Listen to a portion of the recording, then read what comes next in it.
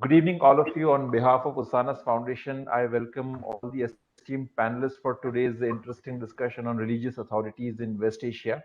And today's discussion will be moderated by Rushali Saha. While she'll be just giving an outline of the theme, and she'll also introduce panelists today. But today's, personally for me, this discussion is a very crucial one because religious discourses and religious events in West Asia have a tremendous impact on India as well. And over the last few years, that impact has, it has immensely increased. Especially the Arab Spring had its impact on some of our conflict regions. So it started defining the religious and cultural trends in Kashmir and some other parts of India. The activities happening in Turkey, they are also having impact among the various communities in India. So that's why it generates a lot of interest today among like ordinary Indians or people who are working in security issues, focusing on terrorism and counterterrorism. So that's it. I won't take much of your time, and now I'll just hand it over to Rushali. Rushali, please, introduce the panel and just start today's discussion. Sure, sir. Sir, I hope I'm audible. Yes, you're audible. Yeah, perfect. So, welcome, ladies and gentlemen.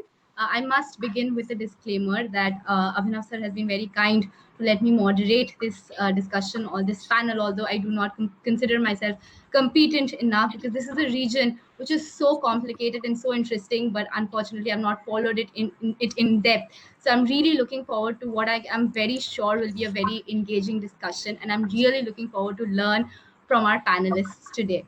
So I think all of us here would agree that nowhere in the world is the question of this religion politics nexus as complicated and as confounding as it is in the Middle East. Religious authority is an increasingly influential but poorly understood source of power in governments throughout the Middle East. So, at a time when religious actors are coming to play an increasingly prominent role in Middle Eastern politics, this nexus has garnered a lot of global attention. So, USANA's foundation has brought together experts on the topic for this timely roundtable discussion to explore the dynamic role played by religious authorities within their own communities in the Middle East and their engagement with the broader social and political forces in the region. It is my pleasure now to introduce the panelists, and I apologize in advance if I do not get your names correct, although I do confess that I did practice it before coming in, but my apologies if I do not get it correct. So, we do have with us Professor Meir Litvak, who is a professor at the Department of Middle Eastern History and a senior research associate at the Alliance Center for Iranian Studies at Tel Aviv University. His main fields of research are modern Shia and Iranian history, as well as the Islamist movements. He has edited 8 books and published articles on Shiism, Iranian nationalism, and Palestinian Islamism and nationalism. His book, Know Thy Enemy: Evolving Attitude Towards Others in Modern Shia Thought and Practice, was recently published by Brill. We have with us Dr. Ronan Zaidel, who has been studying Iraq for nearly 30 years now. So he covers Iraqi history, politics, culture, society, and sectarian relations. His book, Pluralism in the Iraqi Novel after 2003, Literature and the Recovery of National Identity, was published by Lexington in 2020. Dr. Zaidel is an Iraq analyst in the Moshe Dayan Center, Tel Aviv University. We have Dr. Daniel Roth, who's a lecturer at Bar Ilan University, Conflict Management, Resolution and Negotiation graduate program, and the director of Mosaica, the religious peace initiative, which is based in Jerusalem, which engages in religious lessons in mediation, conflict resolution, and religious peace building. His book, Third Party Peacemakers in Judaism: Text, Theory and Practice, was published in May this year by Oxford University Press. And our final panelist, Dr. Michael Barak, is a lecturer at the Lauder School of Government Diplomacy and Strategy at the Interdisciplinary Center, Herzliya, where he teaches courses on terrorism, Middle East studies, and spoken and colloquial Arabic. He's a senior researcher at the Institute for Counterterrorism, where he serves as the head of Radical Islam and Global Jihad Desk. Dr. Barak serves as a senior researcher at the Moshe Dayan Center for Middle Eastern and African Studies. His main fields of research are radical Islam, global jihad, modern Egypt, Sufi and Salafi movements, and social media networks in the Arab world. He has been publishing articles on these topics. His new book, The Islamic State Vision, will be published in June 2021. So, a very warm welcome to all our panelists. Thank you so much for taking the time out and being here with us today. Just a few ground rules. For all our participants, we would request you to mute yourselves while our panelists are speaking. Each speaker will be given 10 to 12 minutes. We want to really have a very engaging question and answer session. So, we would request our panelists to please stick to the time limit. I'll be giving you a small nod as soon as you complete 10 minutes, and we'll request you to wrap it up in the next 2 minutes. So I think with that, I would invite Professor Litvak to come and make his remarks.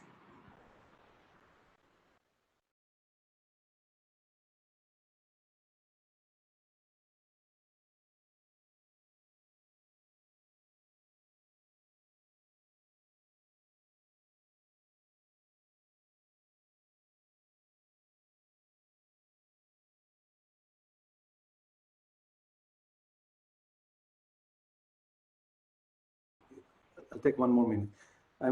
Let me say that first, I'm very glad to be here. It's a pleasure to be here, and I'm glad that you invited me. I will talk about the debate on religious authority, or what's called Wilayat al-Faqih doctrine in Iran or in the Shia world. Let me start with a very, very brief historical background in order to understand the present situation. The whole issue of the authority of the clergy arose in Shia Islam after the occultation of the 11th Imam in the year 874 Common Era, where, according to the Shia tradition, the 12th Imam has gone into occultation. The Imam is the spiritual authority leader of the Shia. Following the occultation of the 12th Imam, the Shia clergy, in a gradual, slow, unintended process, gradually accumulated to themselves the various duties and authorities of the hidden Imam, from being the leaders of the community, judges, collecting charity, etc. They left one issue undiscussed, which is the political authority, and by intention. The issue became more pertinent in the 20th century when the rift between the clergy and the Iranian monarchy grew immensely, following the westernizing, modernizing policies of the Pahlavi dynasty. The new doctrine was developed by Ayatollah Ruhollah Khomeini after his deportation from Iran in 1964, and it culminated in a short book, a series of lectures which he gave in 1970, that was then compiled into a book by his students. Now, Khomeini developed his theory on, I would say, on a very sort of a logical basis. The whole idea of humanity is to worship God. Islam, being a perfect universal religion and comprehensive religion, provided humanity with a set of tools to guide the individual and the community.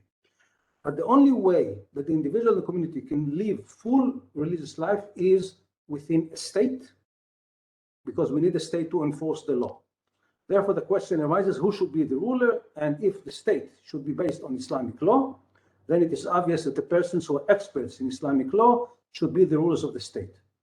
And Khomeini agreed that no other form of government in Islam is legitimate. Only clerical rule is legitimate.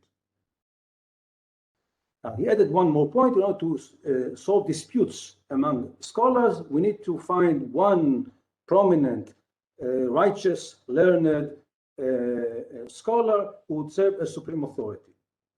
In many ways, this would be the just ruler, just jurist.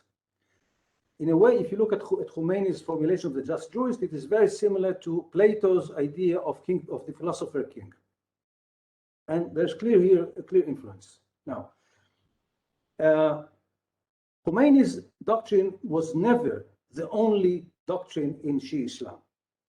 A liberal dissident cleric named Mohsen Kadivar, in a very important and courageous book, showed that in historical Shiism there were about 9 different doctrines over the authority of the clergy, in which Khomeini's doctrine was one, not necessarily the dominant one throughout Shia history.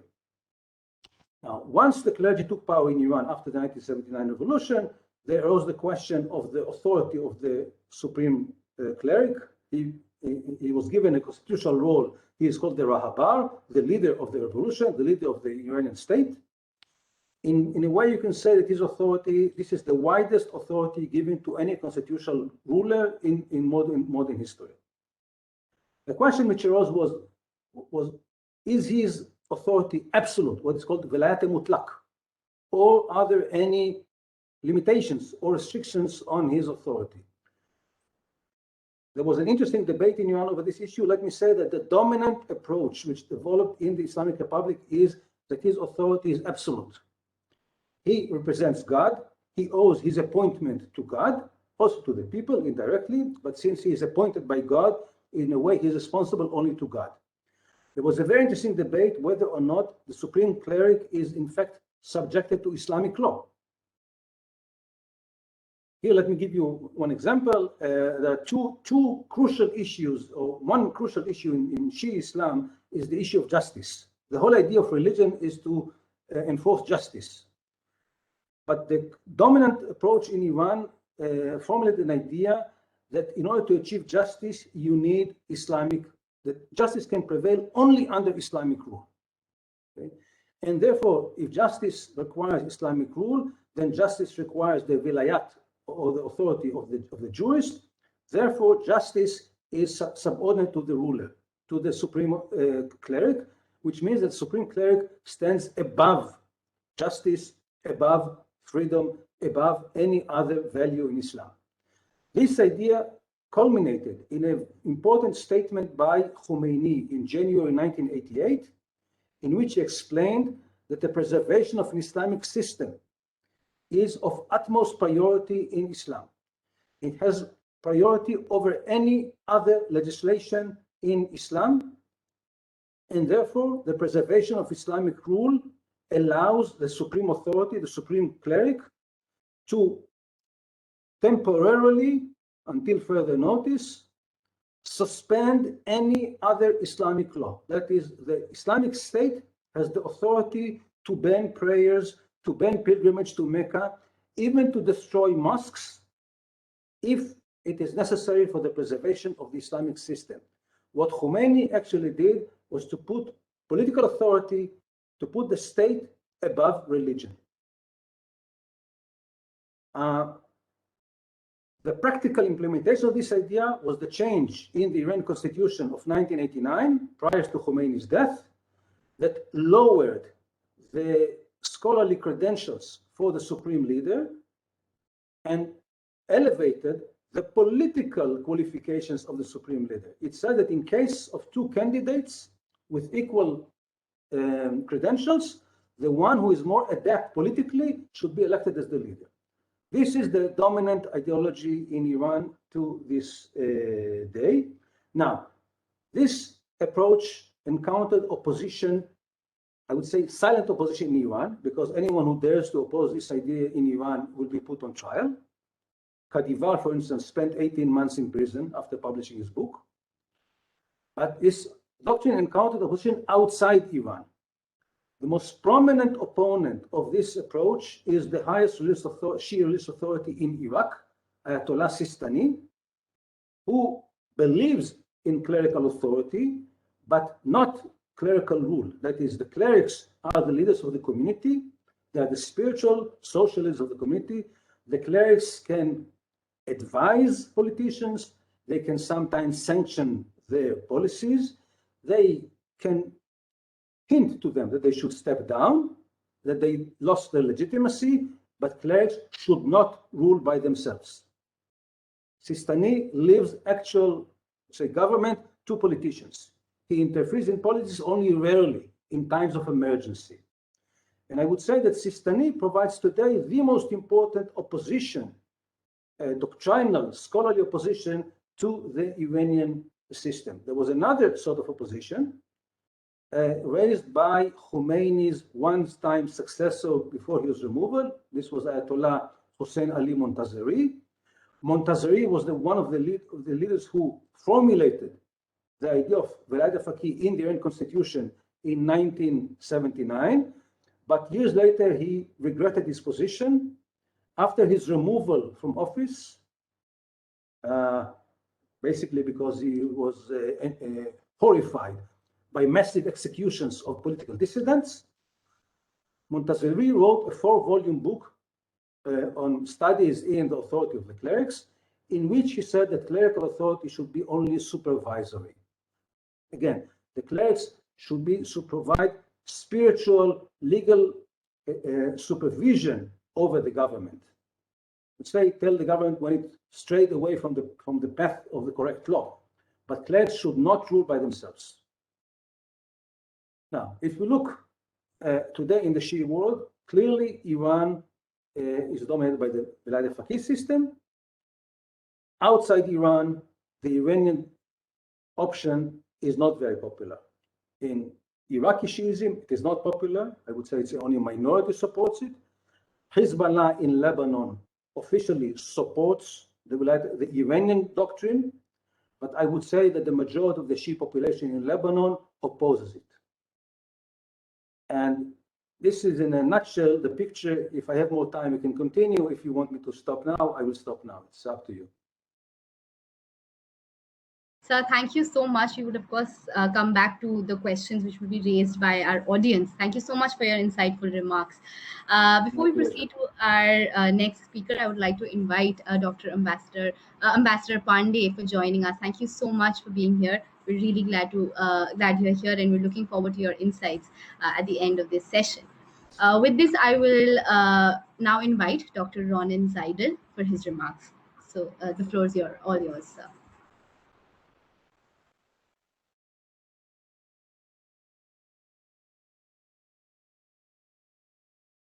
In mute. Sir, you're on mute.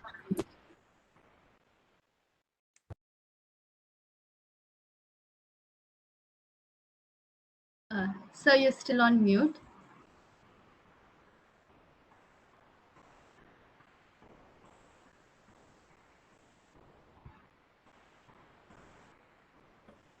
Okay.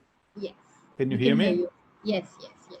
So first of all, I want to thank you for inviting me, and I want to thank Professor Litvak for saving me some time of my lecture, because he talked about Sistani, and Sistani is one of the subjects of my lecture. I'm going to speak about 2 Iraqi religious authorities. I cannot even say cleric.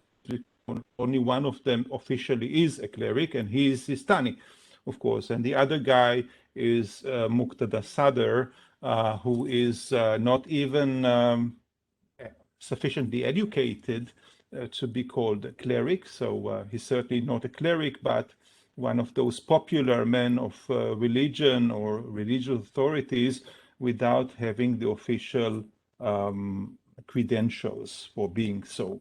So my lecture is about Sistani and Muqtada Sadr, and I would compare them, but because Sistani is so much older than Sadr, I will start with Sistani, and Sadr will wait a little bit, and then I would compare them and speak about their positions vis-a-vis the political process and vis-a-vis the upcoming elections in Iraq in October. Starting with Sistani, Ali Sistani is a traditional Orthodox Shi'i cleric. He is representative of a much wider religious establishment, which is a central religious establishment of the Shi'is in Iraq, and actually all over the world, if you don't really count Qom. It is Najaf, and the establishment is called the Marja'iyya.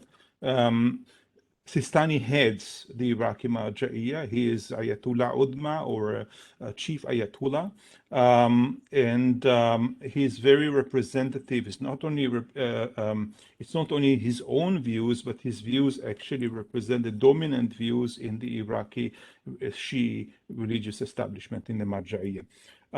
He is approaching his 90s, so he's not young, and he is not Iraqi. He was born in Iran, He, of course, speaks Arabic fluently and lived most of his life in Iraq, but he never cared to have an Iraqi ID card. So he's not Iraqi, and it affects his civil position in Iraq. And despite that, he was one of the more influential persons behind the designing the political process in Iraq in the first decade of the 21st century after 2003. He lives modestly, but under him we have foundations running billions of dollars, so he is a kind of an industry himself with branches all over the Western world and the Middle East and all that. Allegedly, he is not involved in the political life, but he set the guidelines for the political process after 2003 and was certainly involved in politics, especially between 2003 and 2010. And in the second decade of the, now we are in the third decade of the 21st century, we see a decline in the measure of his involvement in political life. There's certainly a decline. He's more vague now than he used to be. He doesn't identify with a party or with a political bloc. So we see a kind of a decline, certainly when you compare him with Muqtada Sadr later on. He hardly ever appears in public. He never tweets. Doesn't use Twitter himself. Of course, his aides do that very often, but he never does that himself. And then, of course, think about Muqtada Sadr later on, and you see the contrast. And he does not meet politicians directly. He was very famous for avoiding meeting the American representative in Baghdad, but the American representative would sit in another room and Sistani would pass the message through envoys. But he was famous for doing that, and symbolically it matters. He rejects Wilayat al-Faqih, as Meir said before, and also Iranian hegemony.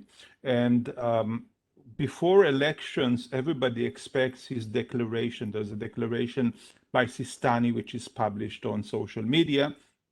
The last declarations also include insinuations of criticism against Iranian hegemony, never calling Iran by its name.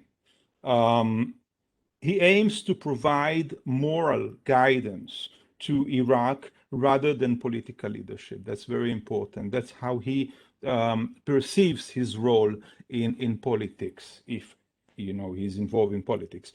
He's more of a spiritual and moral leader than a political leader. He used to, the Marja'iyya under Sistani used to have one formation of what we call the PMF, or the Popular Mobilization Forces, the Hashr al-Sha'bi. This was the Abbas division, and under the orders of Sistani, this formation was disbanded and joined the army. This was one of the only PMF formations to do so. And it is very important because by doing that, he signaled something. Sistani signaled that there should be no militias outside the law, outside the state security services. Sistani rejects the militias who challenge the state. And in Iraq, the Hashr al-Sha'bi is actually divided into two camps. One of them is called the Wala'iyya, Milishiyat al-Wala'iyya, those who support Wilayat al-Faqih and support Iran. And the other side is the formations who support the Marja'iyya and therefore do not support Wilayat al-Faqih and the Iranian political order. One thing that's not so often mentioned is that Sistani is a champion of Shi'i Dawah, the advocacy of religion, the advocacy of the of Shi'ism, not only in Iraq but also beyond Iraq, including India, I think, and also including the tiny Shi'i community here in Israel. They all follow Sistani. Which means that they are constantly online with his with the foundations and with the Sistani, with his men, consulting them about how to be a Shi'i, how to live a Shi'i life. So he's a source of fatwas, religious edicts, and a spread of knowledge. Having spoken about Sistani, it's time to speak about Muqtada Sadr for the younger generation. Muqtada Sadr is an upstart. Aside from his family pedigree, he is the son of a major Ayatollah who was assassinated in 1999, allegedly by Saddam Hussein, but it's not so clear now. Aside from that, Muqtada has no proper religious scholarship or even higher education. People often criticize him for not having a matriculation or something like this. So he's not really educated. In general, and certainly within a Shi'i religious circle, this is a handicap. This is a handicap. He has a problem with that, which he tries to confront by allegedly going to Iran on sabbaticals to enrich his education and so on and so forth, which actually means that he cannot publish fatwas. Nobody would accept a fatwa for Muqtada Sadr. He is more directly involved in politics. He heads a political party, Sa'irun, and also a political bloc, which is the Nasser bloc in the Iraqi parliament. Sa'irun won 55 seats out of 329 seats in the Iraqi parliament in the elections of 2018. That's not so much, and this was the peak of his political success. His political formation is deeply involved in corruption and control of sectors of the Iraqi economy. For example, they control the health sector in the Iraqi economy, the drugs and medicines and all that. They control that, and because of that, they always have a minister of health of their men, who is one of their men. This is one of the things that they control. He has very bad relations with the Marja'iyah, with the official Shi'i religious establishment. He made a career out of criticizing the Marja'iyah. I used to say, especially after 2003, that they are irrelevant, that they are esoteric, that they don't mess up they don't have anything to say about the most important things Iraq suffers from, that they are quietists, that they are not involved in the struggle against the American occupation and all, and so on and so forth. So he made a real career out of criticizing that. And beyond that, he has blood feud with some very, very prominent families of the Marja'iyah, especially the Khoi family. Khoi family accuse Muqtada of killing Abdul Majid Khoi, who was a major cleric and returned to Iraq, and in 2003 was assassinated, apparently by somebody who was sent by Muqtada Sadr in Najaf. He is younger, and he is Iraqi. I say that Sistani is not Iraqi, Muqtada is Iraqi, and his followers know that. This is an important message to his followers. I am Iraqi, and he knows how to play on this. I said that Sistani never tweets himself. Muqtada made a career out of tweeting and using Twitter. He tweets as much as Donald J. Trump used to. Now, Donald J. Trump, of course, cannot do that, but Muqtada continues to tweet on a daily basis. When he speaks, when he gives his speeches, this is usually in the Iraqi colloquial language, which he uses And of course, this it disseminates something to his followers. I'm one of you. I speak your language. It's also a source of entertainment because he uses a lot of jokes and colloquial terms, and some of those colloquial terms became synonymous with Muqtada Sadr, like the term Shal'aqala, which means uprooting something in its entirety, uprooting corruption, Shal'aqala, uprooting the political elite in Iraq, all of them, Muqtada has charisma. He is very charismatic. Until 2018, there was nobody in the Iraqi political scene who could commend as much as Muqtada could. He could tell people, go on a demonstration, and thousands of people would show up in a demonstration just because he said so. He still controls an armed militia, the Saraya Salam, formerly Jaish al-Mahdi, which is not part of the popular mobilization forces, but runs as a militia, as personally controlled by Muqtada Sadr, a militia of his own, and a rather big one. He accepts Wilayat al-Faqih. That's a surprise, but accepts it with reservations. Religiously, because he's not much of a religious or official cleric, and he lacks this religious education, he follows an Iraqi cleric based in Qom, Ayatollah Ha'iri. But this Ayatollah is much of, it's only a decoration. It's not a real authority with authority over Muqtada. Muqtada uses him as a kind of his favorite professor or something like this. Ha'iri is very weak and is in Qom under the watchful eye of the Iranian authorities. So he cannot actually do anything himself. When it suits Muqtada uses Iraqi patriotism, but up to a certain point, never crossing certain red lines. And that's because he's really afraid of Iran. He's really afraid of Iran. We remember him in 2018, he was giving a speech, a victory speech after the success in the elections. His followers in the crowd in the center of Baghdad were shouting, Baghdad hurra, hurra, hurra, Iran barra, barra, barra. Baghdad is free, Iran out.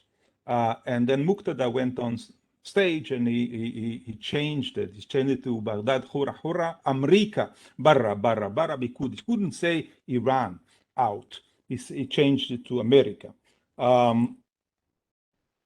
These two men, Sistani and Muqtada, did not express overt support of the demonstrations, protest demonstration, which started at the end of 2019. Muqtada was in Iran at the time, and to a certain extent, he missed the train of supporting and riding the wave of the demonstrations. And then he became the target for criticism by the demonstrators. He was one of the most popular targets of criticism. I would say that many of the demonstrators were disappointed followers of Muqtada Sadr, and they addressed their disappointment at Muqtada Sadr and the criticism at. We all remember this video in which he was driving his own car to the demonstrations in Kufa, his hometown. And then he was driven out by angry demonstrators from the site. When he was, to a certain extent, he was offended by the demonstrators, and then he decided that he wants to take over the demonstrations by sending his henchmen, and I really mean his henchmen, very violent members of Saraya Salam, armed with knives and pistols and guns.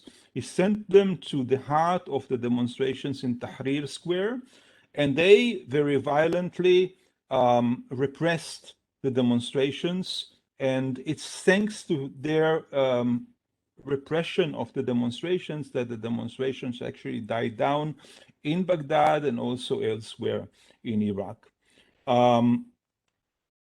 Speaking about the next elections, and I'm going to finish by doing that, Muqtada now speaks about choosing one of our men to be nominee for the role of prime minister in Iraq. You know that apparently the prime minister would not be the winner of the elections. And since 2014, a prime minister in Iraq is not a candidate in elections. He is nominated by the political parties and by the political blocs, and then he's voted in parliament with his cabinet. Now, and since 2018, this nominee was not a member of Muqtada Sadr's party. Now he speaks about the need to have one of our men, meaning a member of Sairun party, as prime minister, as a candidate for prime minister. I'm not sure that this will happen, because Muqtada does have very bitter enemies within the Iraqi political elite. One of them, for example, is Nouri al-Maliki, ex-prime minister of Iraq. But Sadr is one of the main protagonists behind the scenes, as he was in 2018 and in 2020 behind the nomination of Mustafa Kadhimi. It's actually run, I mean, this behind the scene is actually run by two men, and one of them is Muqtada Sadr, the other is Hadi al-Amiri, who is the most senior supporter of Iran in the Iraqi political arena. The bottom line is that if you are a religious Shia who expresses his sectarian identity in politics, that's important, because not all religious Shias want to express the sectarian identity in politics. Many of them reject this idea or this mixing of sectarian identity and politics. If you do that, then Sadr is your man, and Sadr is your answer, and you will vote Sadr. But if you are a religious Shia who needs religious advice, you should apply online, of course, to Sistani. Now, rest my case. Thank you. Thank you so much, Dr. Zaidel. It was very interesting, to say the least. And for me particularly, I think the thing which stood out is how complex the dynamics of the sons of the soil sentiment is, which really helps us understand the larger dynamics of nationalism and how it helps in creating identity. So I think that was very interesting, and I would love to hear your views on that, as well as on the American influence in Iraq. What are the sentiments over there? How does that shape identity? These are some questions I'm hoping we'll come to definitely towards the end of the session. Now I would like to invite Dr. Daniel Roth. The stage is all yours, sir. Thank you very much, and it's an honor to be with all of you. I'm going to share a PowerPoint.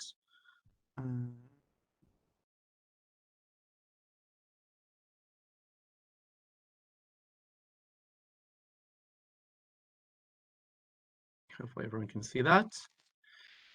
So we're going to move from Shiites and Iran and Iraq to Israel and the Israeli-Palestinian conflict. I'm going to talk about Sheikh Abdallah Nimr Darwish, and I'm going to refer to him as from the founder of Islamic Jihad to the founder of the Religious Peace Initiative.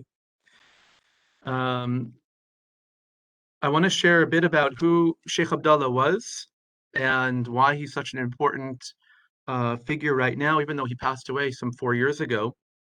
We're going to address a little bit of his legacy and why it's so important. Sheikh Abdallah was born in the middle of what we call the Independence War in 1948 in a little town on the border. We're exactly on the 1948 border in Kfar Qasim. He was born actually when Kfar Qasim was under Iraqi control. It was the middle of the war. His followers talk about how one of the many miracles that happened that established him as a religious leader was that he was almost given up on by his family. He was born so ill, and Iraqi doctors saved his life, but yet he remained physically impaired for the rest of his life, which is part of his own identity and his ability to overcome various hardships. In 1956, he was 9 years old. There was what was now referred to as the famous massacre of Kfar Qasim, which took place on the eve of one of a war between Israel and the Egyptians, the Sinai campaign, where several members of his village were killed. He was a young boy, and let's just say his appreciation or admiration for Israel and Jews was not very high as a result of the massacre that happened in his village. Here's a video of him talking about it many years later. But he grew up, I should note, in a communist family. He grew up secular, like many Israeli Arabs, or as they refer to themselves as Palestinians of 1948. But his identity goes through a shift in the era post the 1967 war, where then, for the first time in 19 years, Israeli Arabs and Palestinians living in the West Bank and Gaza were able to mix. And shortly after the war, he becomes the first Israeli Arab to go to Nablus, the large Arab city in the West Bank, and he begins to learn in the university or the Islamic Center. Now it's called the University of Al-Najah. It wasn't called that in those days. And there he begins to become exposed to the teachings of Hassan al-Banna and of the Muslim Brotherhood in general. And he shifts his identity from being quite secular to becoming deeply religious and connected to the movement of the Muslim Brotherhood. And he studies there for a couple of years. He goes back and forth a bit between Kfar Qasim and Nablus. Around 1971, he establishes what is now referred to as the Islamic movement, okay, which is a branch of the Muslim, which was a branch of the umbrella ideology of the Muslim Brotherhood, even if it wasn't officially part of the Muslim Brotherhood. And he begins a process of convincing the Muslims who live within the 1948 borders of the State of Israel to become more religious. Begins the whole dawah, and there's many stories of how he was the first one to even teach what is a hijab. He went to the tailor and they had no idea. There were women not covering their hair, and he went and showed him this is how you're going to do it. He started having influence in the mosques and beginning a whole movement of people becoming more religious. Towards the end of the 70s, it's been argued partially influenced by the Iranian Revolution. Here we have a little bit of a connection, or it's unclear exactly when he started it, but he starts the first jihadic, Islamic jihadic kind of terrorist organization in the area called Usrat al-Jihad, or the Family of Jihad. 1981, he's arrested together with 70 other members of the of this terrorist organization by the Israeli authorities. The Israelis did not know that we now know that there were another 400 members that the Israeli secret police and those that researched it didn't know about. And he sits in Israeli jail until 1984. 1984, he comes out of jail and he goes through a significant ideological shift. The story as it has been conveyed, he comes out of the jail and all of his followers and adherents come and meet him, and he says, I am Sheikh Abdallah, I am your Sheikh, and I am the founder, the head of the Islamic movement in the State of Israel. and everyone's cheering because we're going to continue on the jihad. And he says, no, you didn't hear me well. I said, in the state of Israel. And then they said, is he, what do they do to him in prison? Has he become a traitor? He says, no, from now on, we're going to run for municipal elections. We're going to integrate into Israeli society, into the democracy, and become part of the Israeli elections. And in 1984, they begin in the mid to late 80s. The Islamic movement wins one municipality after another municipality, despite the fact that it means partial recognition of the state of Israel, which is against the very essence of the teachings of the Muslim Brotherhood. The movement went with him after some arguing, but in 1996, he said, now we have to move it to the next process. We are going to integrate into national elections and join the Israeli parliament, the Knesset, and form a new party, political party that will represent the Islamic movement. And on this becomes the split between what is now known as the northern branch of the Islamic movement, overseen by Sheikh Raed Salah and others on the left-hand side, and Sheikh Abdullah Nimr Darwish, who continues to be the spiritual, political leader of the southern branch of the Islamic movement. The northern branch said there's absolutely no way we can integrate into Israeli elections. That would mean recognition of the state. That's against our teachings of religious teachings. And as of 2015, the northern branch of the Islamic movement is actually been declared a terrorist organization and illegal for them to be gathering or running their operations in the state of Israel. And that is very much as opposed to the southern branch, as I'll mention in a moment. What I shared with you now, I think most people know. What people did not know as much is that in the aftermath of what we call the Second Intifada, around 2005, 2007, Sheikh Abdullah establishes what's called the Adam Center for Dialogue of Civilizations, and as part of the Religious Peace Initiative. I should note, and here I've been asked not to share pictures of it for numerous reasons, but throughout the 90s, I should have noted, Sheikh Abdullah was functioning as what we call an insider mediator with Hamas and with the State of Israel. There are pictures of him with Sheikh Ahmad Yassin, the founder of Hamas, together with the settler rabbi, the religious Zionist rabbi, Rabbi Menachem Froman, delivering letter, for example, from the chief rabbi of Israel, Rabbi Bakshi Doron. And numerous times, Sheikh Abdullah tried to be a mediator during the 90s. I should note also that as opposed to Hamas and the general Muslim Brotherhood, globally, he supported the Oslo process and was very friendly with Yasser Arafat, but yet still maintained somewhat of a relationship and respect with Hamas because of his background and who he had been.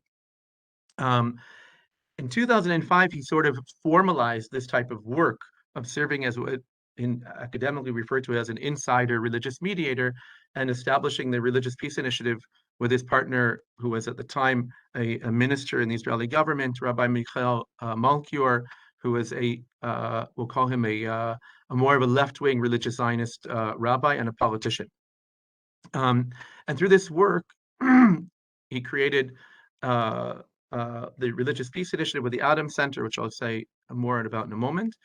But already in the just as a couple examples of the work that he did, first of all, already in the late 90s, he wrote a very, very controversial book that was against the usage of suicide bombings, which was very popular by Hamas as a tool in their fight against the State of Israel, which was very controversial, especially since the senior Islamic authority of the Muslim Brotherhood, who I'll mention in a moment, Sheikh Yusuf al-Qaradawi, ruled that it is permissible. And under that ruling, that fatwa, Hamas was able to operate, and Sheikh Abdullah ruled against it.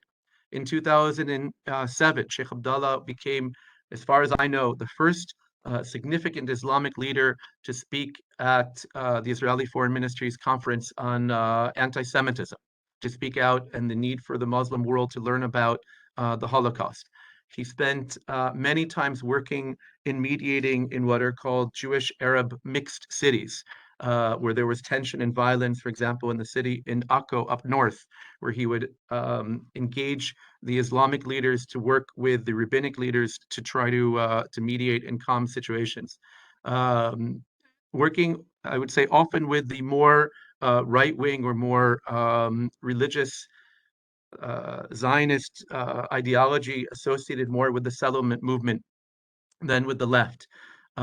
He continued to serve behind the scenes, very few pictures, but continued to serve behind the scenes, mediating both with the Fatah, with the Palestinian Authority, and between the different Palestinian branches, meaning Hamas and Fatah, until he passed away in 2017.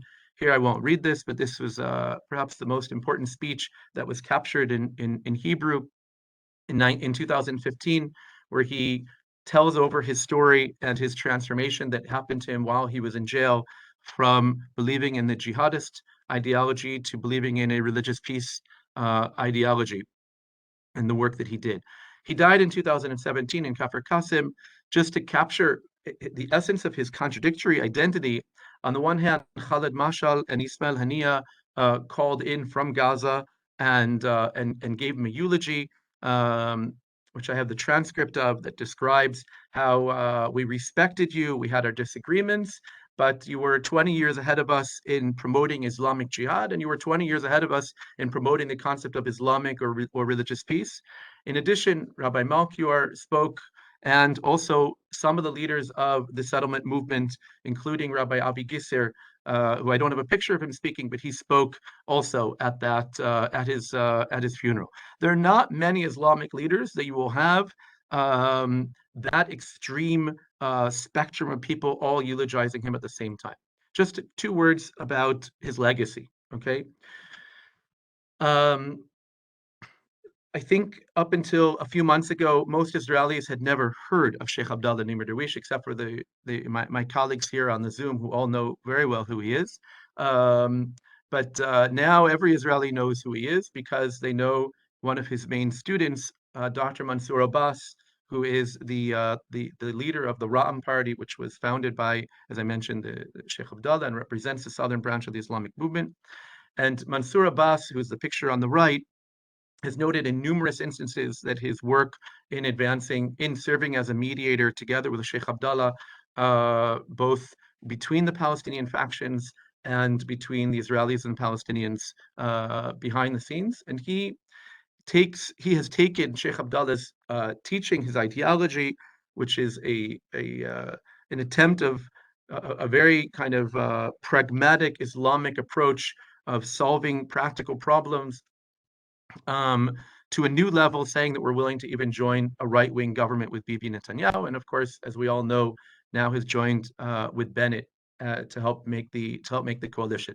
That didn't come out of nowhere. You can't understand the Ra'am party, which plays such an important role in Israeli politics, without understanding his ideological, spiritual leader behind him, Sheikh Abdallah. The 2 gentlemen on the left, and with this I'll wrap up my words, are the ones who run the Adam Centers that Sheikh Abdallah founded.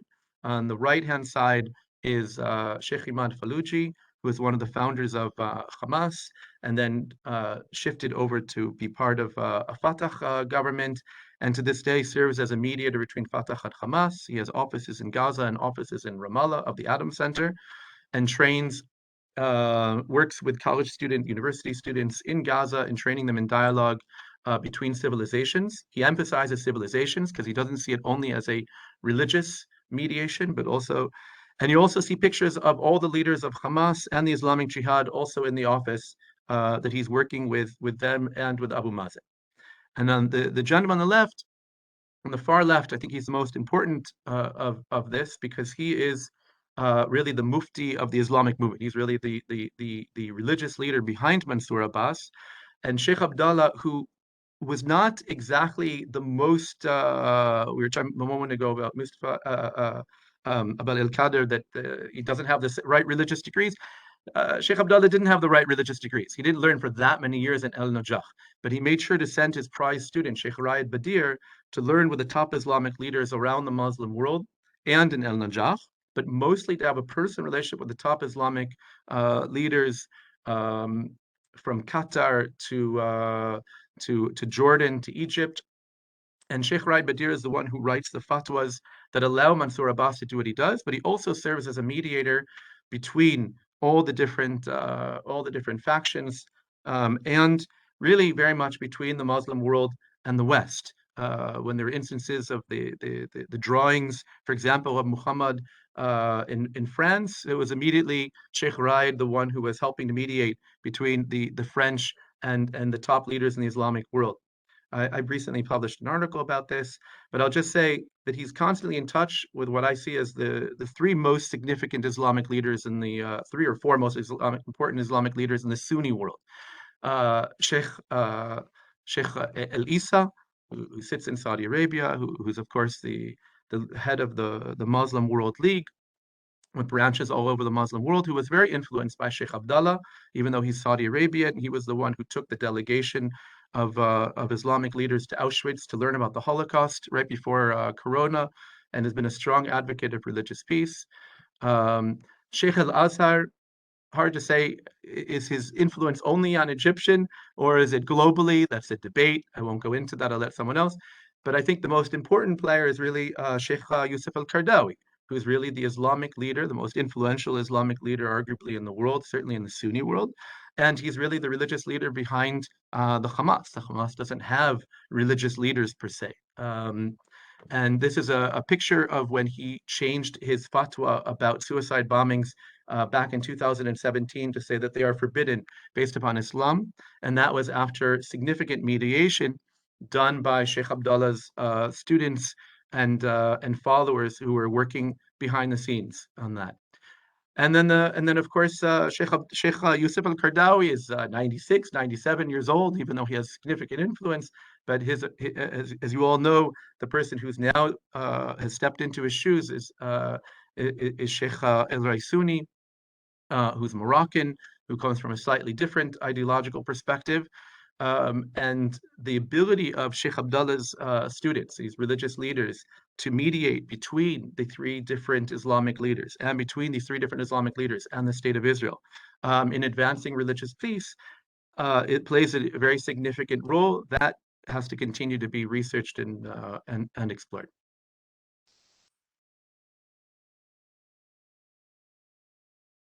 Thank you so much, Dr. Roth. That presentation was extremely lucid and insightful, and you've given us a lot to think about. And thank you so much for your insider insights. It was really great. Now let me invite Dr. Michael Barak. If you could please begin your presentation, sir. Can you hear me? Okay, so thanks. First of all, thanks for inviting me. It's a great honor to be here. And we love India.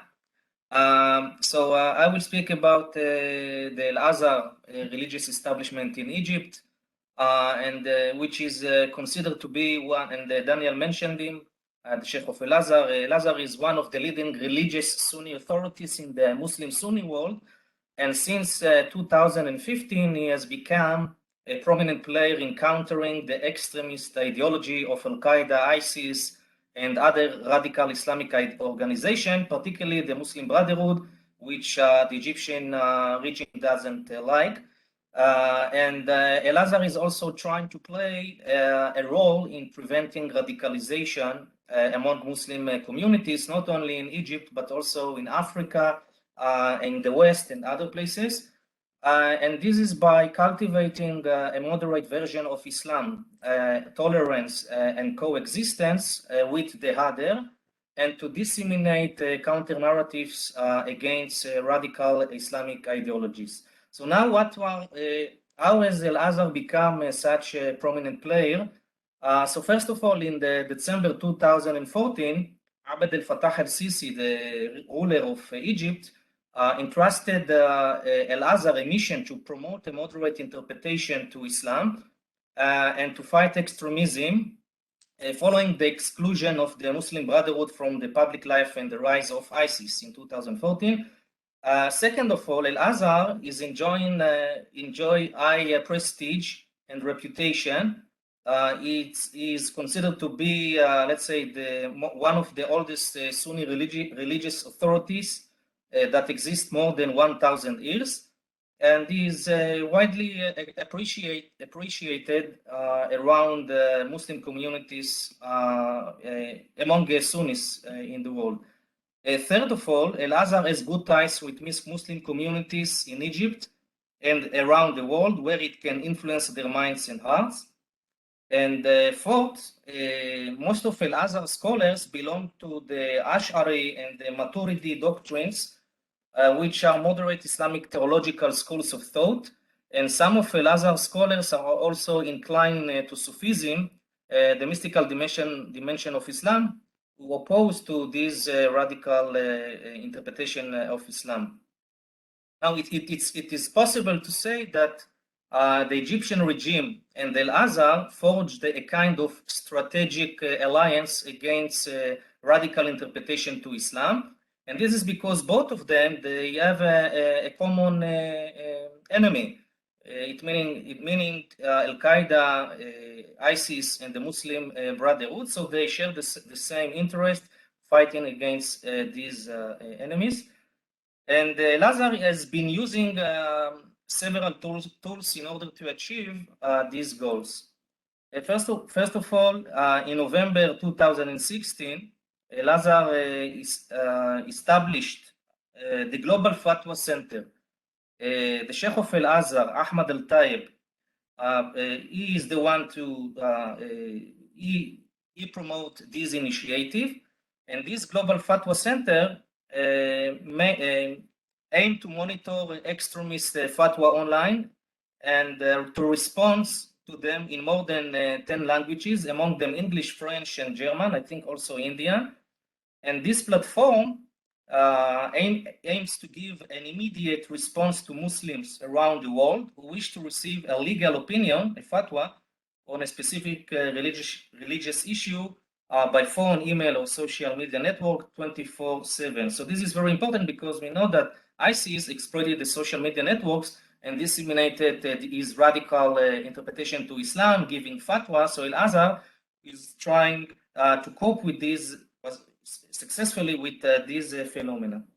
Another tool that Al-Azhar is using is training Muslims imam who immigrate from Europe or the other states in Africa, the Middle East. They come to Cairo and they are educated by Al-Azhar Muslim scholars how to preach in front of the Muslim community, stressing the, let's say, peaceful and coexistence principles. So, for example, at the beginning of 2019, Al-Azhar launched the Academy for the Training of Imams and Preachers. So now we can see that during the last 5 years, more Western countries send their imams to Cairo because they believe that Al-Azhar has the answer to cope with these extremists. A third tool that Al-Azhar is using is by launching campaigns in social media networks where it disseminates counter narratives. For example, in 2019, Al-Azhar launched an online campaign that called to the surfers, beware from fake news. This is very dangerous if someone believes to this fake news. And the terrorists like to disseminate these fake news in order to create chaos and mistrust in the central regime. So the fourth tool is Al-Azhar also has been publishing the El-Nur magazine. This is for children, educating them from young age, again, to live in coexistence with the other. And you can find this magazine in different languages. A fifth tool is also Al-Azhar as a social network, and is using his graduates, alumni, For example, in 2006, the graduates of Al-Azhar, they established the organization, the World Association for Al-Azhar Graduates around the world. And this organization, which we can find, for example, in United Kingdom, disseminate the curriculum of Al-Azhar, and again, a moderate interpretation to Islam. A sixth tool that Al-Azhar is using is intensifying the bonds with the Vatican Rome. This is a symbolic message to the Muslims that Christians and Muslims can live together. For example, in February 2019, Pope Francis and Sheikh Al-Azhar, Ahmad Al-Tayyib, signed an historic agreement called the Document on Human Fraternity for World Peace and Living Together, which designed to promote peaceful interfaith dialogue. And this is a very important symbolic message to the world and to ISIS, that ISIS is not able to, that what ISIS is doing against Christians it's against Islam. The seventh tool is capitalizing the United Arab Emirates support. Now, the United Arab Emirates is also, let's say, that opposed to the Muslim Brotherhood, and it tries to build a network of religious scholars that will have a block, a front against those radicals, especially against the Muslim Brotherhoods and ISIS. So we see that there is a cooperation between United Arab Emirates to Al-Azhar, and also, for example, in 2014, United Arab Emirates established the Council of Muslim Elders based in Abu Dhabi, headed by Sheikh Al-Tayyib, Ahmad Al-Tayyib, the Sheikh of Al-Azhar, and this organization also have members mainly from Sufi scholars, and they try to, again, to disseminate peaceful messages and to counter the narratives of the Muslim Brotherhoods, ISIS, and Al-Qaeda. Now, can we, actually, the big question is, Al-Azhar is able, let's say that, how can we assess the Al-Azhar role in fighting against the radical interpretation to Islam? I think it's too early now to assess the scope of Al-Azhar's success, but we can indicate or see that Al-Azhar is facing several difficulties. First of all, there is an increasing rift between Al-Azhar to the Egyptian regime. This is mainly because Al-Azhar is refusing to follow the dictates from Al-Sisi. For example, Abd al-Fattah al-Sisi demands from Sheikh Al-Azhar, please designate and declare that ISIS are infidels. But Sheikh Al-Azhar refused to do that. And he claims that he gave several explanations why he refused to do that. First of all, he said that if I'm going now to use the tool of takfir, label someone as an infidel, so I'm the same like ISIS. What is the difference between me to ISIS if I'm using takfir? Second of all, you cannot label a Muslim as an infidel if they are saying the Shahada, the testimony that there is no God, that Muhammad is the prophet of God. So this is, let's say, this is one example to show that the Egyptian regime is not satisfied with Al-Azhar. Al-Azhar is trying, although there is a strategic alliance between the Egyptian regime, Al-Azhar is trying to keep on his independence. So sometimes we see a collision between the Egyptian regime to Al-Azhar. There are many examples of that. There is also a disappointment that Al-Azhar has not made a real reform in the religious discourse.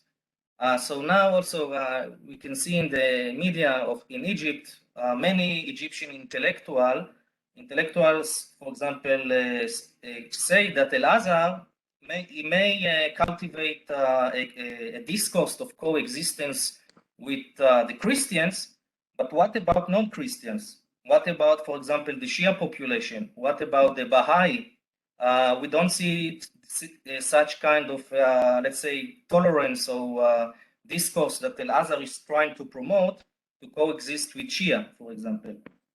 And I will speak also about Israel. It's also a problem. And there are also several Sufis in Egypt that claim that Al-Azhar is not trying to do a real change in promoting tolerance because, for example, Al-Azhar has not denounced the books of the two famous Muslim scholars, Muhammad Abd al-Wahhab, the founder of the Wahhabiyya, and Sheikh Ibn Taymiyyah. Both these scholars excluded in their time several Muslim groups, so Al-Azhar still is not referring to these two books. Now, regarding to Israel, I think this is a huge problem, and unfortunately, I don't see that somebody speaks about it. Al-Azhar is not promoting at all tolerance with, let's say, with Israel state. And all the time he promotes the Palestinian issue. For example, if I can say that Al-Azhar is promoting a discourse or a narrative that Jerusalem is not a Jewish at all. And before the time of the Jews, the Arabs ruled Jerusalem. So Al-Azhar is trying to demonize Israel and also to delegitimize the rule of Israel in Jerusalem, not only in Jerusalem, but also in other parts of Israel. I think we can see this anti-Israeli discourse, particularly from under Donald Trump regime, when Donald Trump declared on the moving the embassy from Tel Aviv, American embassy from Tel Aviv to Jerusalem. So Ahmad Al-Tayeb, the Sheikh of Al-Azhar, he called to the Palestinians, wake up, don't keep silence. You should go out with the third intifada. You should go with the demonstrations against Israel in any mean. Now, this anti-Israeli attitude, I don't think it's helping to create coexistence and tolerance, and even may lead to radicalization. Also, not only against Israelis, but also against Jews. So this is a huge problem, but still, let's say if I'm finishing now, Al-Azhar still is doing, let's say, is playing a major role, a very important one, in as a religious authority in fighting radical discourse of ISIS and Al-Qaeda, but still he has to do more and not to, let's say, radicalize the discourse against Israel and other bodies. That's it. Thank you. Thank you so much, Dr. Barak, for your very insightful comments.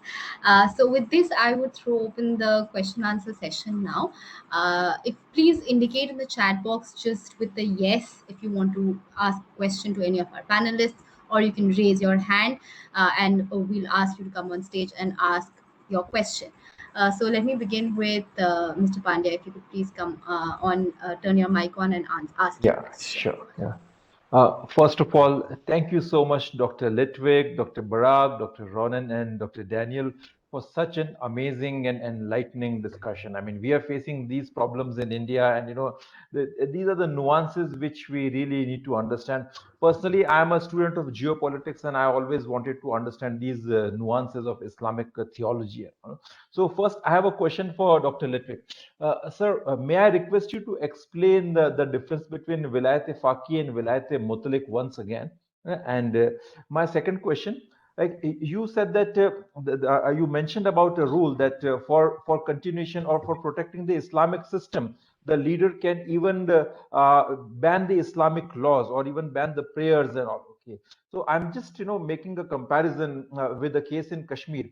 So in Kashmir, the terrorist organizations, they use drugs to finance their terror. They use prostitution and all kinds of activities which are scripturally banned. But they say that, well, this is for the cause of jihad, so this is legitimate. I mean, how do you look at it, sir? Well, not favorably, of course. The question is, the major question of Velayat Faqih and Bet Mutlaq was, are there any limitations or restrictions to the authority of the ruling jurist? Is the ruling jurist subject to Islamic law? Can he deal with any issue, political, social, religious, etc.? Are all his rules binding during his lifetime, or maybe even after his death? These were all the questions that preoccupied the religious establishment, because Khomeini's followers, and you would say the mainstream, argued that his authority is absolute. Okay? He's like a supreme, because he represents the God, because he is the heir of the prophet. In effect, there is no limit to his authority. Others try to argue that the supreme leader is also subject to the law, okay? That he cannot violate Islamic law, and maybe even there are certain things that, let's say, about state law. This is a major issue. Okay? Basically, are we talking about an autocrat who has his authority from God and therefore no limit to his authority? Now, regarding the other issue, as I said, I find it a distortion of religion. For Khomeini, but you can say that for these people and for Khomeini, not that I agree with them, there's a question of priorities. Okay? For instance, again, let me take the Kashmir issue. And again, I disagree with their policy. Let it be very clear, okay? What they would tell you is that in politics or religion, there are priorities. So therefore, for instance, driving the Hindus out of Kashmir, establishing Islamic sovereignty has priority over every other Islamic law for the time being. However, once we have this wonderful, pure, perfect Islamic state, then we can go back to Islamic law. Okay, this is what would be the argument. I again think that if you do that, it's a slippery slope that eventually will destroy religion completely. Okay, and will destroy all morality. Now, same thing with Khomeini. Khomeini started his ideology with the idea that religion should dominate politics. But he ended with subordinating religion to politics.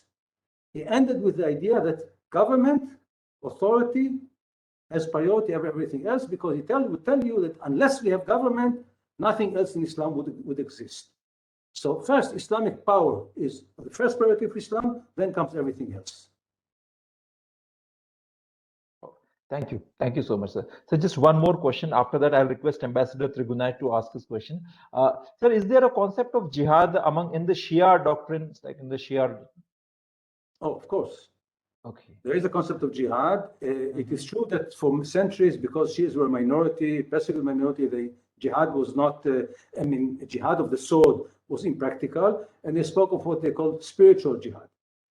Okay. But under the Islamic Republic, especially from the Iran-Iraq war, they elevated the idea of jihad.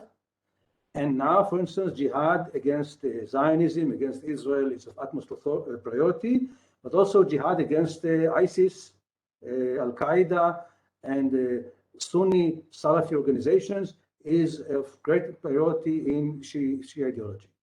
So in that sense, there's not much difference between them and Sunnis. In fact, there's tremendous inter-influence or interaction, although, again, they would say that the ISIS are the enemies of Islam, they're not even Muslims, and so on. And jihad against them is perfectly legitimate, so is jihad against Israelis and Americans in many ways. So the concept of jihad among the Shias, and then they also talk about this idea of the oppressor and the oppressed. I don't the terms I don't remember exactly. Mustazafin, I don't know. So is there a similarity, or is it the same thing? I'm sorry, I missed the concept of what? Of oppressor and the oppressed, because in Kashmir we see that in Kashmir we see that the Iranian the Khomeini regime, they are supporting the Sunni extremist terrorist organizations. Though there are differences, but still they are supporting. And over the last 3 to 4 years, we have seen that most of the Muharram processions, they are full of anti-India sloganeering. Traditionally, Shias were loyal, but now especially the Iranian regime is very active, and they are radicalizing them against India, and they are supporting the Sunni organizations. Okay. Yes, of course. Again, first of all, Shiism regards itself as the representative of the oppressed all over the world. Also, of course, they're protecting supposedly oppressed Muslims against non-Muslim oppressors all over the world. If they have to choose between, let's say, Muslims Sunnis. Sunnis are, let's say, mainstream Sunnis for Shias are simply misguided, sinful Muslims. They're still Muslims, make mistakes, but we can re-educate them. But still, they're still better than non-Muslims. Okay? They're still better than a state which is not Muslim, which is oppressing, supposedly oppressing Muslims. Therefore, for instance, in Kashmir, okay, they have an infidel, non-Muslim state ruling over Muslims, okay, from their point of view, oppressing the Muslims, and therefore it is legitimate to fight such a state. Okay. Again, and yes, as you can say, there's a high priorities or hierarchies. Okay, Shias on top, Sunnis are closer to them, but non-Muslims are infidels. They will go to hell anyway. Thank you very much, sir. Thank you very much. Ambassador Trigunath, please, sir, please. Yes, sir. Yeah.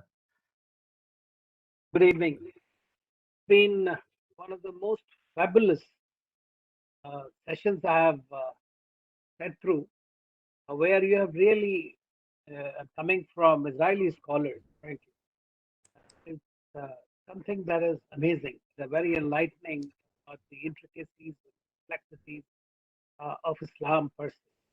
But my question is a little more practical, and that is in the context of what is happening today, or has been happening for the last 70 years in your region.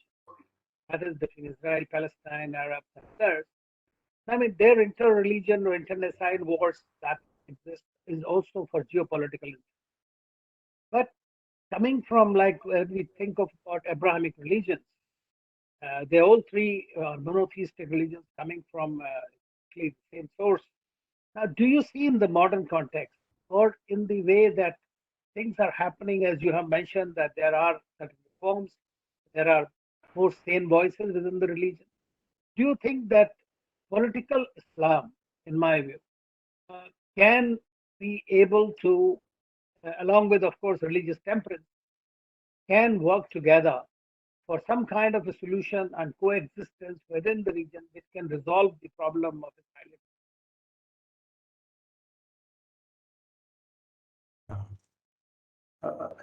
Should I answer? Let me Happy also start. to relate. I think that then others. Oh, you can start, then others can take up. Yeah, you can start, okay, then okay. Others can. We can have others. Yes, okay, let others speak then. No, I said that you can start, and then we can okay. have others also. I think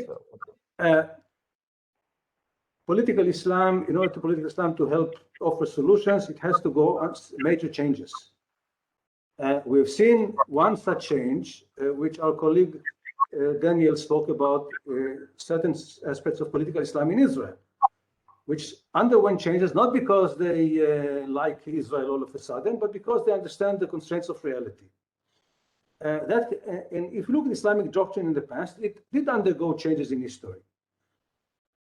The problem is that for political Islam right now to undergo this change, unfortunately, I'm afraid it will require time and much more tribulations in the Middle East until political Islamic leaders will understand that they have to reinterpret some of their policies and adopt more flexible, accommodating policies. Right now, it is very, very difficult.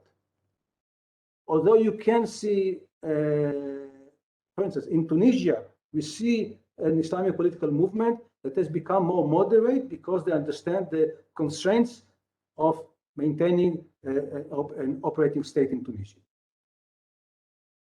It is possible, but it is very, very difficult. And just add two comments. One is that, as Professor Litvak mentioned about Tunisia, I think it's interesting that when Mansour Abbas was running for election of the head of the Ram party, he noted that there were two spiritual precedents, if you will, that were guiding his political direction of pragmatism. One was Sheikh Abdullah, who I mentioned. The other one was Rashid al-Rushdi from Tunisia. which is interesting that they're very critical also of what happened with Morsi and the attempt of the Muslim Brotherhood to create this kind of to take over power. And it's also interesting that Sheikh al-Raisuni, who again, as I mentioned, replaced officially Sheikh al-Qaradawi, has been very critical of the Muslim Brotherhood in Egypt and trying to dominate the political sphere. So, the question always will be, is the pragmatism just, until they have the upper hand, or is it really an ideological shift? What I can say is that Sheikh Raed, who I noted beforehand, is in the midst of writing a very, very long fatwa. I've seen the first 100 pages of it. And as he sits with Sheikh al-Raisuni and Sheikh Qaradawi and argues with them in the in the rooms behind the rooms, going through all the different reasons since the 1956 Al-Azhar fatwa saying that there can be no recognition of the State of Israel, arguing on each basis on a religious level that there can be a recognition of the State of Israel, that he's hoping that they will, after years of conversations, that they will actually give official approval over the next year to his fatwa that would be a historic a fatwa that would essentially give the Islamic green light to a political process. So we'll see in a year if he succeeds in finishing that fatwa and having the leaders not only of the Muslim Brotherhood, Al-Azhar, and of course the Muslim World League all sign on that fatwa. And how accommodative will be the Jewish religious leadership? I can't hear what you're saying. I'm sorry. Sir, please repeat your question. Yeah. Yeah. Can you hear me? Can you hear me? We can, yes.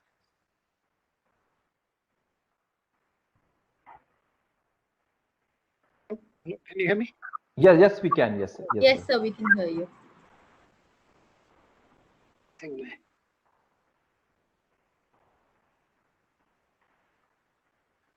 This. Hello. Yeah. Yeah. Now? Abhinav, can you hear me? Yes, sir, we can hear you, sir. Perfect. No, I was saying that it's fine. I mean, you have very nicely defined and brought about how the Islamic leadership is probably there's some possibility. But how sanguine do you think in this context will be the Jewish religious leadership to accept that or to go halfway?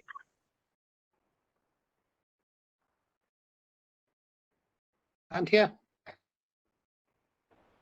I mean, the work that Sheikh Abdallah began was working with the right-wing religious Zionist rabbis. The philosophy that he argued is that the Israeli-Palestinian peace process had been a liberal left-wing paradigm of moderates meeting with moderates and constantly excluding the more extreme ideologies. His argument is that if you want to make a real shift, you have to be working with the extremists on both sides.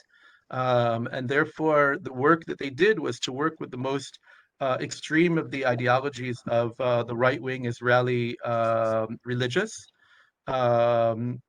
Zionist and the extreme on the of the Muslim Brotherhood and political Islam. And after years of relationship, as we see in the current coalition, you have Mansour Abbas from the Islamic movement sitting with a representative of, albeit a part of the religious side, that the rabbis behind Prime Minister Bennett and the Islamic leaders behind Mansour Abbas had been meeting for 15 years in building friendships and relationships. So that's not the farthest extreme, but we see that I think that had those religious leaders not been meeting, and that each met with them and explained that they had been meeting with their political representatives, I don't think we would have had the coalition form in the way it did. And the same thing goes with the global Islamic leaders. The religious Zionist right wing, specifically the right wing, has to be included in what we call as I said, Sheikh Abdullah created the Religious Peace Initiative. Thinking only in geopolitical terms when you have an ethno-national religious conflict is not going to be sufficient. And so long as politicians only think within a secular diplomatic method, they won't succeed in creating anything more than a repeat of previous mistakes in our region. That was Sheikh Abdullah's argument. Thank you very much. Thank you. Yeah. Sir, I have a few more questions. First is, so is I would say, the Islamic way or Islamic ideology mentioned in the Gulanism, is that consistent with democracy and multicultural society? I mean, it's to all of you, sir. Please, I mean, feel free to whoever wants to answer. I'm talking about what Fethullah Gulen generally advocates. Like these days, in India, we are facing a lot of, I would say, a massive action against the Gulen movement from Turkey, because the Gulenists claim that they propagate a version which is liberal, tolerant, and the Turkey has a very radical. So, can we say that is Gulenism consistent with multicultural society and democracy?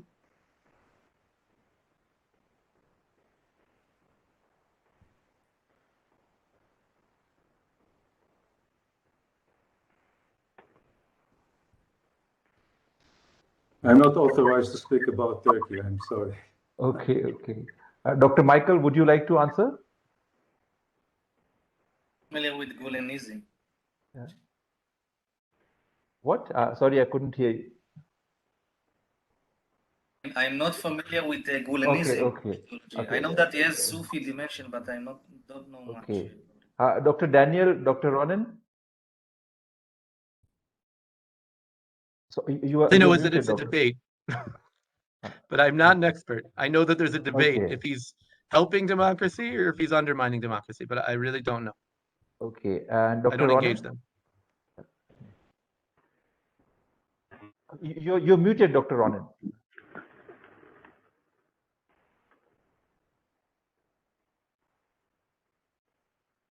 Hear me now? Yes, I can hear you. Yeah. I'd say that, like my colleagues, I'm not familiar with Fethullah Gulen and his ideology or doctrines. So we should have had a Turkish expert here to answer this question. Thank you. No worries. So if I may intervene, I'm not an expert on Gulenism, but there's an English saying that the taste of the pudding, is when you eat it.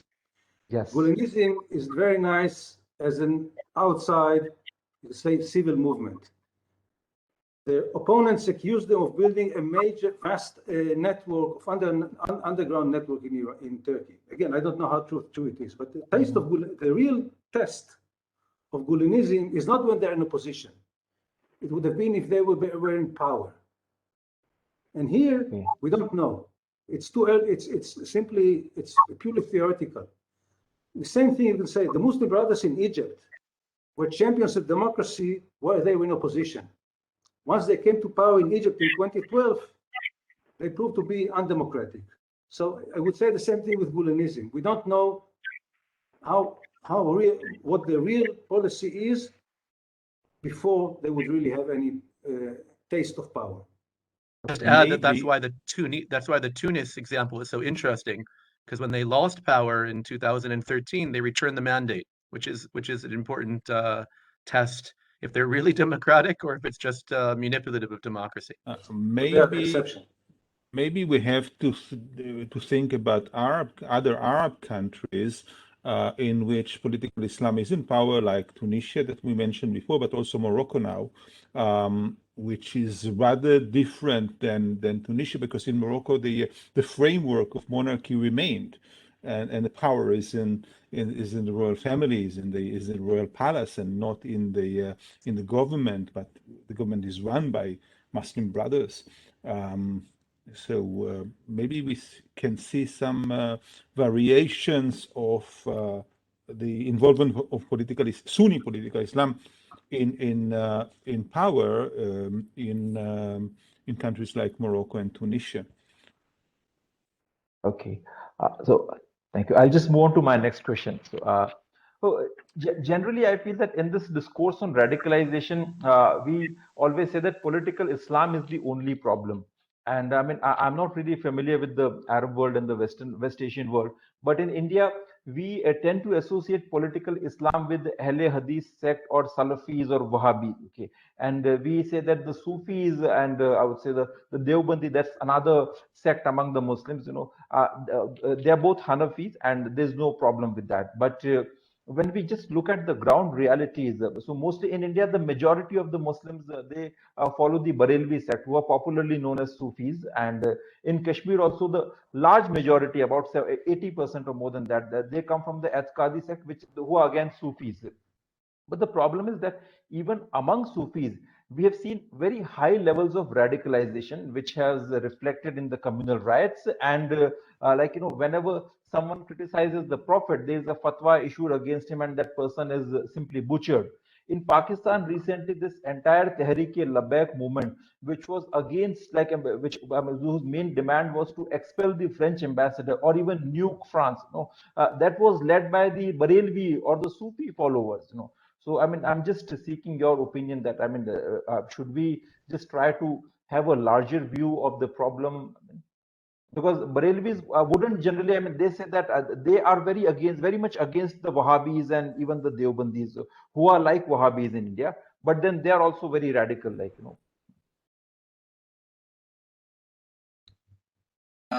I can mention, can you hear me? Sufis, we think that they are peaceful. It's right, but there is, let's say that Iran is also trying to mobilize the Sufis, to radicalize the Sufis.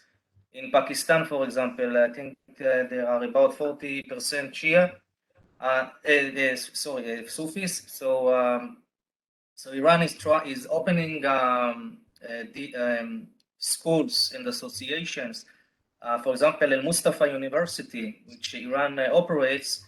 I know that in Senegal there is a trend of Sufis who go to this university and become radicalized by the messages in this university. And again, it's part of the Iran propaganda and incitement. So those Sufis, I don't claim that they will be using violence, but they can contribute to, let's say, violent discourse or not tolerant discourse, for example, against Israel. Some Sufis who are following after Iran are also taking part in organizing the Al-Quds, the Jerusalem Day. So it's not black or white. Iran involvement is very disturbing. If I may add, Sufis historically have never been monolithic, and you had in history Sufi orders that have been very militaristic. If you look at the Sufi orders who fought in the Caucasus, Sufis were those who fought the Russians from 1830 onwards. The same thing in North Africa. A Sufi leader, Abdelkader, led the struggle against the French for 25 years. In Libya, the Sanusiya led the struggle against the Italians. We had in Africa a Sufi leader called the Mad Mullah, who was also a Sufi leader. So Sufis there's a wide variety of Sufi organizations. Some are very peaceful, but some historically have been very militaristic, historically, and so in the present. So you can every Sufi organization can use whatever precedent they want in the Sufi, would say, umbrella, to pick what elements they want. It's interesting that over the last couple of decades, the involvement of political Islam in armed conflicts in the Middle East is not Sufi. It's almost, one can even say, almost anti-Sufi. I'm thinking about Daesh, I'm thinking about Nusra, I'm thinking about Al-Qaeda. These organizations are Wahhabi, they are anti-Sufi. Daesh is known to have destroyed and burned some Sufi shrines in Iraq and Syria. So that's interesting. We were accustomed to or acquainted to Sufi involvement behind armed conflicts or rebellions in the Middle East. And over the last couple of years, it's anti-Sufi. And whereas in India, you see a Sufi element. In Iraq, you have the Naqshbandiya, Sufi Naqshbandiya army. Yeah. Mhm. But when they crushed, when Daesh came over, they crushed with them, and the result was not good for the Sufis. But they fought also against And the they were not Americans. really Sufis, by the way. They were ex-Ba'athists who, you know. Thank you. But I know, I mean, so I have mostly researched in Kashmir, and I find it really difficult to differentiate sometimes when it comes to the, this intensity of radicalization. And India, we see that, Sufis are facing a stiff competition from the Deobandi, which is more like Wahhabis and the Wahhabis. Okay, so it just in order to prove their austerity and purity, they are becoming even more fanatic, which can be reflected like the recent Tehreek-e-Labbaik movement in Pakistan, and even in Kerala, that's one of our state. So there, the a movement which is I don't sorry, I'm not able to recollect the name of the leader, but he is the one who poses himself as against the Wahhabis and against the Wahhabi organizations like PFI. But then, I mean, the way his beliefs and practices are very hardcore and very fanatic. And so finally, just last observation with reference to what Dr. Barak mentioned about Al-Azhar universities, I mean, institutions, efforts to contain radicalization. So as you mentioned that, I mean, they're not willing to declare ISIS as un-Islamic. I mean, well, that really shocks me and surprises me. If they cannot declare ISIS as un-Islamic, that means there is a serious problem. Like, I mean, I'm just leaving it open for interpretation or for the questions. I mean, if ISIS cannot be declared un-Islamic, then is there a problem, very fundamental problem with the texts, or we have very major limitations in reforming the Islam at its roots, or at like at a scriptural level? And if this is the case, then in that case, it seems that this whole idea of coexistence with democracy and other cultures and religions looks very grim in the future. In India, we have been experimenting with this coexistence of Muslim communities with the other communities for over the last 1,000 years. And whether it's a successful experiment or unsuccessful experiment, I wouldn't make much comments, but I would simply say that we can have a look at the statistics of the communal riots and the killings and all that. They would suffice to make a good answer to this question. With this, I mean, that's just my observation. But thank you so much. Now, Rushali, if there is any other question, please just announce that, and after that, we can have the vote of thanks. Can I refer? Yeah, sure. Yes, sir. I think the problem is with Al-Azhar, because if you look in Saudi Arabia, for example, the religious establishment declared on ISIS as an infidel. It's a matter of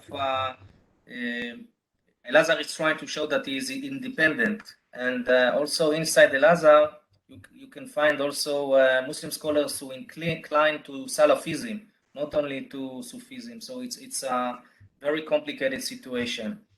So the problem is with Al-Azhar, not with Islam. Okay. But just something I would like to add to that. So these days here in India, after the Saudis have started some kind of a reformist gesture, Saudis are not being liked by the local Muslims here. Like Turkey is a new leader of the Ummah. I mean, they are being very loved. Okay. So I don't know what to make of it, but I mean, that's something which has come to light. Yeah. Yes, Rushal.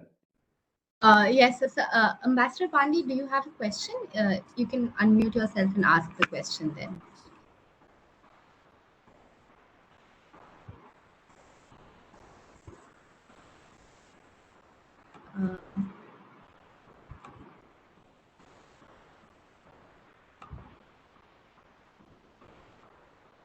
Well, I think as long as we're waiting, we're waiting. If I can just take the privilege to ask a very brief question, although I do have to acknowledge that it is slightly off the topic per se, but it's more broadly, I think, concerning my question is that how do Islamists and fundamentalists, they sort of exert the religious authority given despite Islam's decentralized power structure, so to say, like how do they have that centralized authority? How have they arrived at that position? If you could, if the panel could briefly address that.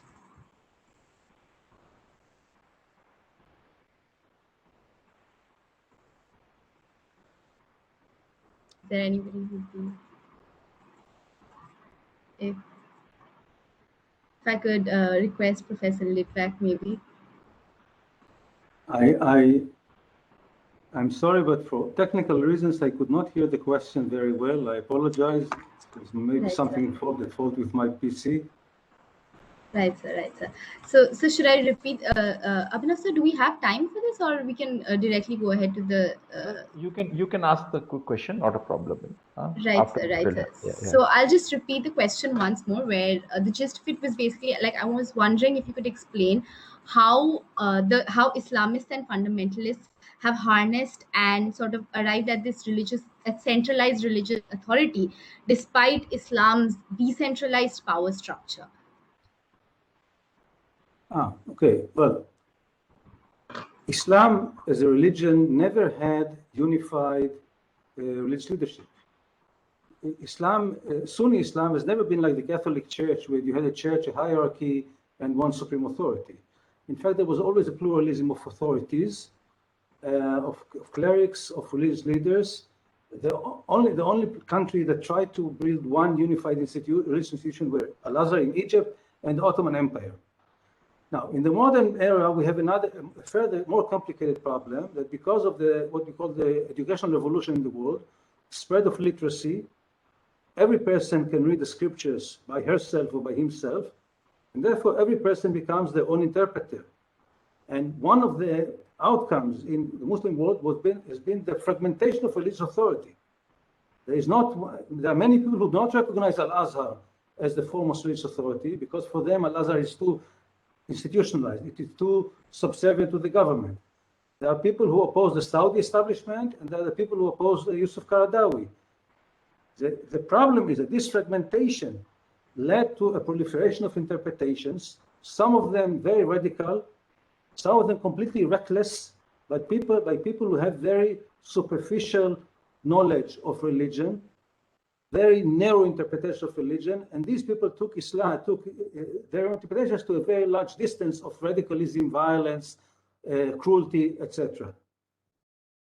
The problem is that any counter leadership does not have any doctrinal or legal priority over such people. It's simply a question of who can attract more followers or who has more power politically. This is one of the problems of Islam as a religion, but by the way, it's not only Islam. We have something similar in Judaism as well, fragmentation of authority. And we have a fight between the radicals and the establishment clerics, between sometimes young, semi-educated, half-ignorant young men who hold guns and think they then become religious leaders or interpreters, and scholars. We have chaos. And one outcome of this chaos is violence and brutality. Thank you so much, sir. Thank you. So since I see no more questions, let me take this opportunity now to thank all our panelists. Thank you so much for making the time and being here with us today and giving your very valuable insights. And I would also like to thank Nina, while I have her here, for coordinating with us and helping us organize this seminar. I would like to thank Mr. Pandya, of course, who brought this all together, who brought all of us together, made all the arrangements, and our team members who are also present at this webinar. So, and of course, to our participants, because they made this discussion as lively as it was. So the recordings of this webinar will be available on our website. We'll be promoting it on our social media channels. let your voices reach the largest audience possible. For me personally, it was a very, very illuminating discussion. I learned a lot, and I do believe I speak on behalf of the audience present as well. So once again, thank you so much. If we could all just unmute ourselves and have a round of applause for our panelists, please. Thank you very much for having us. Thank you. Thank you. Thank you so much. Thank you. Thank you very much.